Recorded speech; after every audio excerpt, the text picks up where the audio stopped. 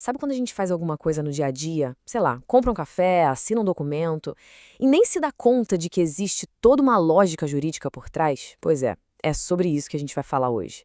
Vamos mergulhar em como as nossas ações mais simples acabam gerando consequências legais às vezes enormes.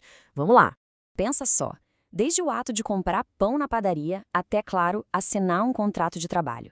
Cada passo que a gente dá no mundo pode ser, aos olhos do direito, um evento super importante, com nome, sobrenome e tudo. E é esse universo que a gente vai desvendar agora. Olha, para começar, é bom deixar claro, nem tudo que a gente faz interessa para o mundo do direito, né? Mas, a partir do momento em que uma ação tem o poder de criar, de modificar ou até de acabar com o direito, aí sim, ela se transforma no que a gente chama de fato jurídico. É como se fosse a faísca, sabe? Aquela que dá início a toda uma realidade jurídica. Pô, parece roteiro de filme de aventura, né? Mas essa situação, por mais maluca que pareça, é o exemplo perfeito para a gente entender o nosso primeiro conceito-chave. Isso aqui, gente, é a definição perfeita de um ato fato jurídico.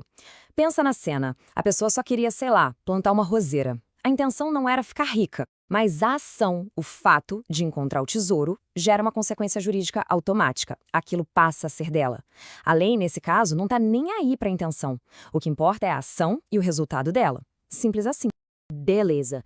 Então, a gente já entendeu que nossas ações podem sim ter um peso jurídico. A partir daí, o caminho se abre em dois. Basicamente, uma ação pode estar de acordo com a lei ou pode ir totalmente contra ela. De um lado, a gente tem os atos lícitos, que, vamos combinar, são a imensa maioria das coisas que a gente faz, né? Comprar algo, fechar um acordo, tudo isso. Já do outro lado, a gente tem os atos ilícitos. E aqui o nome já diz tudo. São aqueles que quebram as regras e, um ponto super importante, acabam causando um prejuízo para outra pessoa. Então, para um ato ser considerado ilícito de verdade pela lei, existe uma espécie de receita de bolo com 3 ingredientes essenciais. E aqui está o pulo do gato. Não é só fazer algo errado. A lei exige, primeiro, uma conduta com culpa, segundo, um dano real para a vítima e, terceiro, uma ligação direta, um nexo causal que a gente chama entre a ação e o dano. Se faltar qualquer um desses 3 ingredientes, legalmente, não existe a obrigação de indenizar. Isso é importante porque evita que qualquer escorregão na vida vire um processo. Mas, o direito é mais complexo. Existe uma coisa um pouco mais sutil, que é o ato abusivo. Imagina assim, alguém tem todo o direito de cobrar uma dívida, certo? Certo. Mas e se essa pessoa cobra de um jeito que humilha o devedor na frente de todo mundo? O direito de cobrar existe, mas o jeito de exercer esse direito está errado.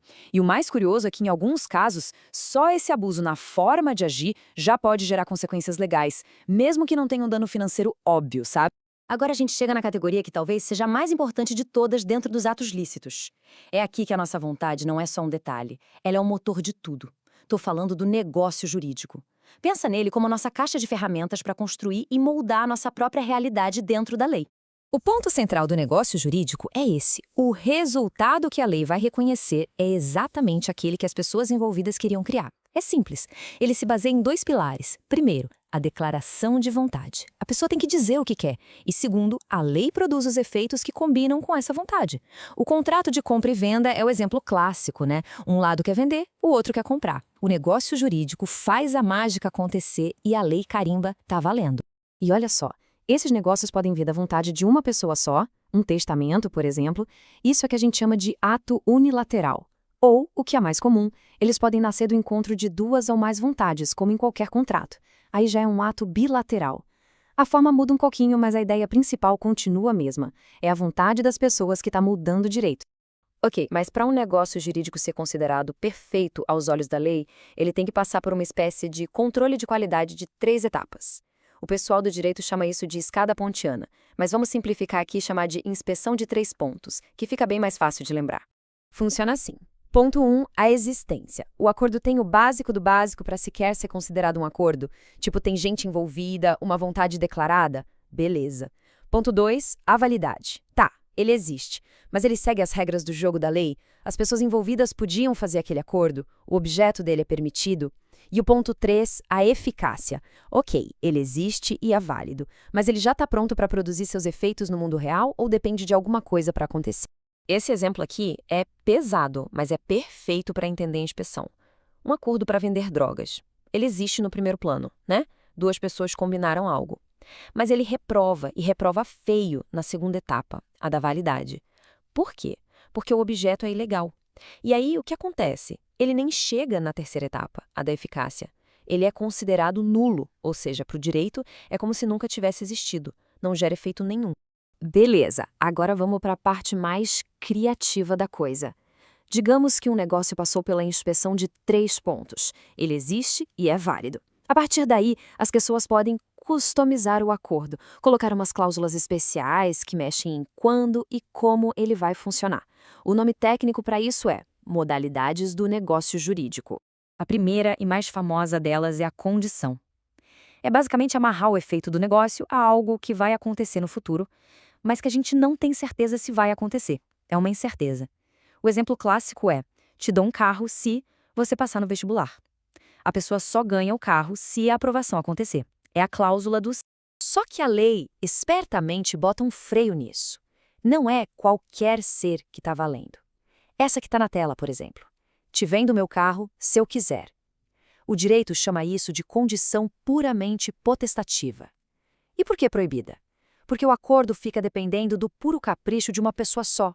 Imagina esse segurança? Isso tira toda a seriedade do negócio, então não pode. Outro tipo de condição que não vale é a que é impossível do ponto de vista da lógica. Dá uma olhada nesse exemplo. Deixe minha herança para você se eu morrer depois de você. Peraí, como assim? Não faz menor sentido, né? É uma contradição em termos. A lei olha para isso e diz: não, isso aqui é nulo, não tem como valer. E na mesma linha tem a condição que é fisicamente impossível. Tipo, te dou R$ 1.000.000 se você tocar o sol. O direito não perde tempo com coisas absurdas. Se a condição para um negócio acontecer for algo impossível, seja fisicamente ou legalmente, o negócio todo já nasce morto. É nulo. Tá bom, esses exemplos ajudam a gente a entender. Mas nada melhor do que um caso real, né? E se for envolvendo futebol, melhor ainda. Vamos dar uma olhada no famoso caso Juninho para ver como essas regras funcionam na prática. A história aqui é a seguinte: o tribunal olhou para aquela cláusula se o São Paulo vendeu o jogador e interpretou da seguinte forma: na prática, isso quer dizer se o São Paulo quiser vender. Lembra daquela condição que a gente falou agora há pouco, que depende do puro capricho de uma das partes? A puramente potestativa? Foi exatamente o que o Superior Tribunal de Justiça enxergou aqui. Resultado, considerou a cláusula inválida e o Ituano acabou ganhando a causa. Um golaço do direito civil.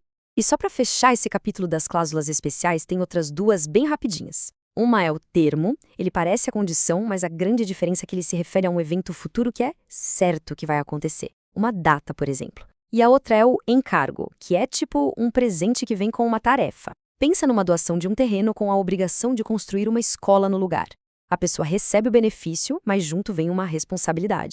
E com isso a gente fecha o ciclo completo. A gente partiu de uma ação simples do dia a dia, viu como ela pode virar um fato jurídico, entendeu como a lei separa o que é lícito do ilícito e chegou até na forma como a nossa própria vontade pode criar acordos super complexos e cheios de detalhes. São literalmente os blocos de construção que formam o grande quebra-cabeça do direito civil. Fica aí a reflexão, né? Depois de tudo isso, que negócios jurídicos a gente passa a enxergar no nosso próprio dia a dia? Desde um simples aperto de mão, uma compra pela internet. Os elementos estão todos lá. É só começar a reparar. Espero que esta análise tenha ajudado a clarear as coisas. A gente se vê na próxima.